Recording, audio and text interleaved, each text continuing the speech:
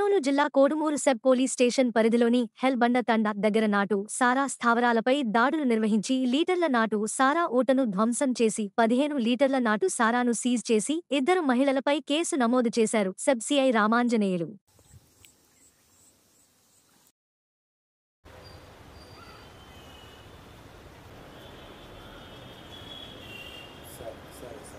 సార్వత్రిక ఎన్నికలు 2024 దృష్ట్యా నాటు సారా కేంద్రాల మీద ముమ్మరంగా దాడులు చేయడం జరిగింది. రాజశ్రీ ఐపీఎస్ కృష్ణకాంత్ జిల్లా ఎస్పీ గారు, కర్నూలు జిల్లా ఎస్పీ గారు ఆదేశాల మేరకు ఈరోజు జరిపిన దాడుల్లో 1650 లీటర్లు బెల్లం ఊట 2 ప్రాంతాల్లో గుర్తించడం జరిగింది. అలాగే 15 లీటర్ల నాటు సారా కూడా సీజ్ చేయడం జరిగింది. 1650 లీటర్లు బెల్లం ఊటను అక్కడే ధ్వంసం చేసి 2 మహిళల మీద కేసు నమోదు చేయడం జరిగింది.